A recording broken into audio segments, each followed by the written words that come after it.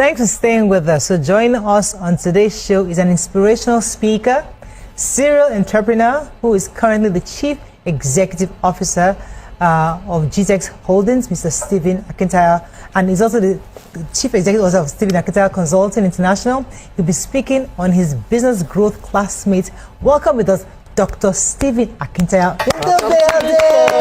Thank you. Congratulations. How are you? Yeah, your first time in our studio. Wow. Yes, it is. We'll take you on the tour. Yeah, it's good for you. Good to have you. You look nice. How have you been? Good. We see you around the world, you know. Yeah. Congratulations on all you're doing. So we heard about this Business Growth Masterclass that you're working on. What is it about exactly? Well, Stephen Akintayo Foundation is a non-profit arm where we just try to give back. We give grants to small businesses, we do conferences, we do charity events. But this time around, our focus is on entrepreneurs. We realize that businesses are not scaling in Nigeria the way they should. And part of it is not just funding is one of it, but it's the least of the issues. Most times people don't even really know what to do with funding. They don't know how to go about it. If I woke up this morning to a gentleman who, this is even a church, he was to start a ministry and came to us. I've known him over time. And of course made some donation. And then I woke up to saying, I gave the money for the leasing of where we use for our church. Before you know, apparently the person I thought was the owner of the building also leased it, and the real owner has now chased him out, and apparently was paying every month, and I paid 1 year lease. You know, and then was, you know, and we couldn't, the ministry doesn't have where to use now. And I remember he said, but you told me that I should be paying in installment, I shouldn't do the entire 1 year. But I felt I had all the money when you donated, I should just pay so that I know the building is secure for 1 year. But these are the kind of issues. Sometimes we even now raise funding for business, you lose it. Everything is gone. And it's not even because you mismanage the system, and it's because we don't have proper mentorship, proper training, and we don't have a lot of people who are doing a bit better, willing to pull other people up. How many businesses do turnover of $1 billion naira every year? If we can have 1 million of such business, that guarantees average business that does 1 billion a year has minimum of 50 employees. Right? That's already 50 million people now have a job. Right? So the conference is to begin to work with business owners to say, how do we scale? Okay, so I like the part where you mentioned the fact that you said that there are a lot of people who want to start business but they don't know how to go about it and all. So this masterclass, is it mainly for startups or for people who already have established, who are already established in the business, or there's a certain industry you are targeting? It's for first of all, it's general to all sectors, and it's also for both startups and those who've started. Conversation is growth. We are hoping it's going to be the largest business growth conference ever in Nigeria. We're doing massive, in fact, over 20 billboards, TV adverts, CNN adverts are coming up. We're really pushing hard, and because for us, we want it to really reach and bring so many people into the conversation. How do we scale businesses? Oftentimes people reach out to me, oh, you're in 4 continents of the world. How did you do it? Right? How did you get it right with staffing?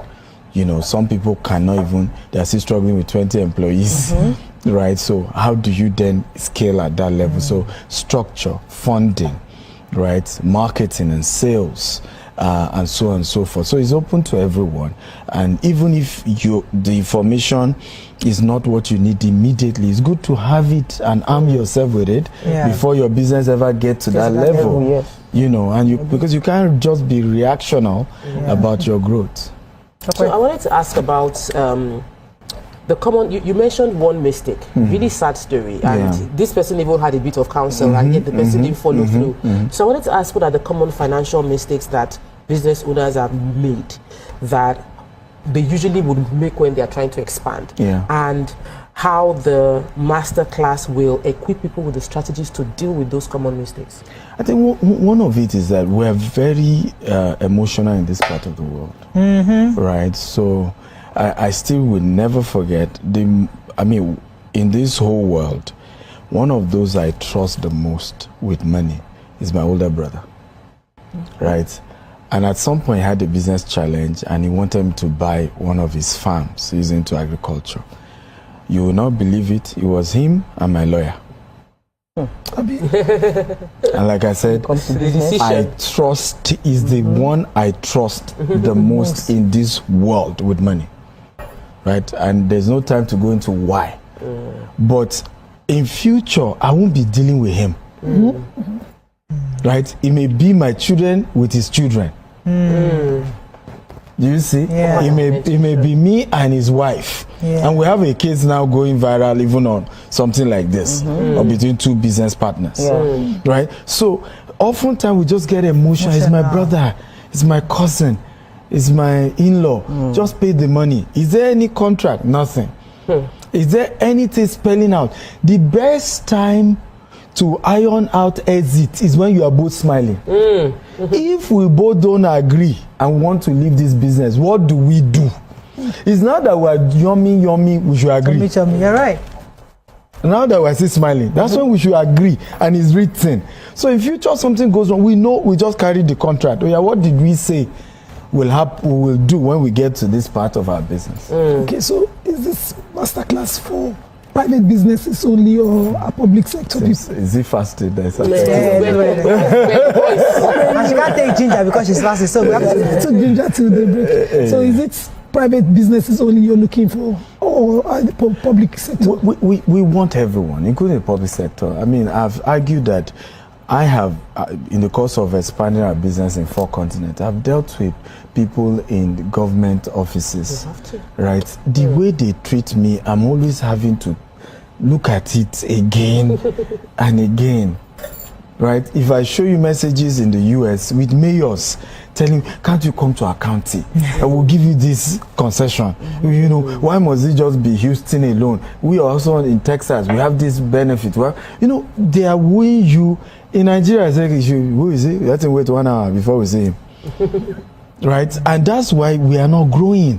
Because those in the public sector think that their job is to, and kudos to Mr. President, because I could see intention. I mean, he was the first in recent years that you see him with MDs of companies, right? And trying to, you know, which is very unusual.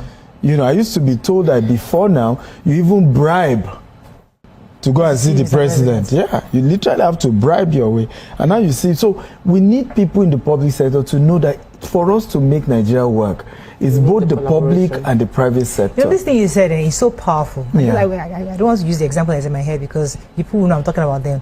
But it's that thing of you always feel as if somebody owes you. Yes. When we should see it as a large, all together trying to build an inside and do my own. But let me talk about the administration, Tinubu's administration for a second, because a lot of people are really crying in this economy. It's not easy. But do you think people can scale their businesses in the current administration as we have it right now? So my argument is that we as entrepreneurs, our job is to solve problems. And that's why in every country, government that really know what they are doing, they bring entrepreneurs closer. Once the election is over, we need to govern. And you can see even what's happening between politicians and Elon Musk and Donald Trump. Right? And today now, Elon Musk's business is suffering, is in shambles. And to even help him, you know, Trump said, okay, I will buy your car. All of that, we need to support this. Because he's trying to curb excesses and waste. And you will not believe that the corruption will fight back in America, where people support. And now he said, no, there's $400 million here lost, this wasted here.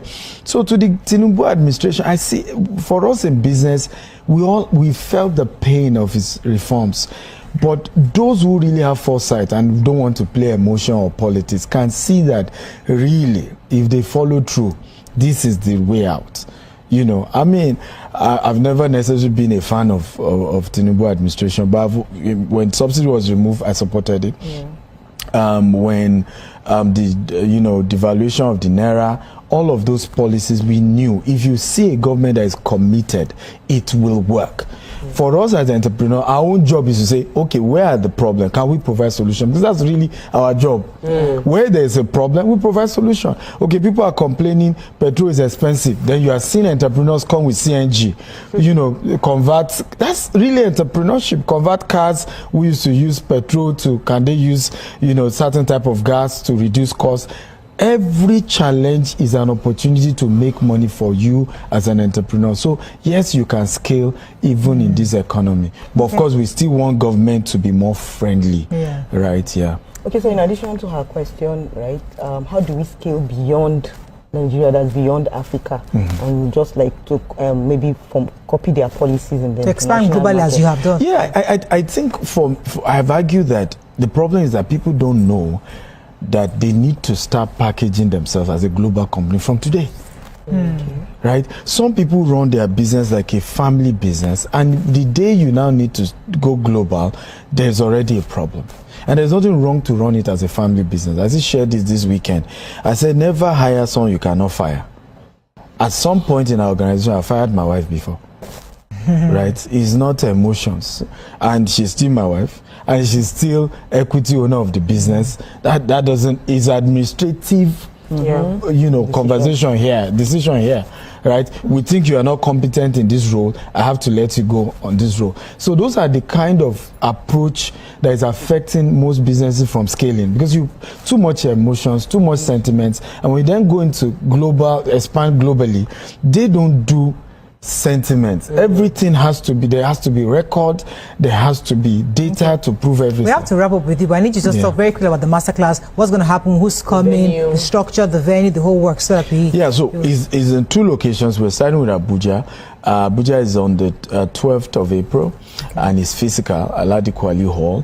And we also have a VIP session in the evening, while the second day is virtual. Right, and that's the day I'm having all of my international friends and Locke, Brian Tracy. While for Lagos, we're doing 19th and 20th. So 19th it's physical, Eco Hotel, and we have amazing guests and myself. Then day 2 is virtual. And there's so much is the value, and there's so many post-event mentorship attached to the conference as well. To really see that we can support businesses beyond the flyer on the screen. The conference. We'll phone numbers on the screen. They can just go to the website business. We now have a main website, www.businessgrowthconference.org, or they can go to that one to stevenakintayo.com/. Fantastic. Thank you so much. It was a pleasure having you. Wishing you the best coming up with the event. Thank you. We hope that people will actually learn quite a bit from you. Thank you. Okay, that's all we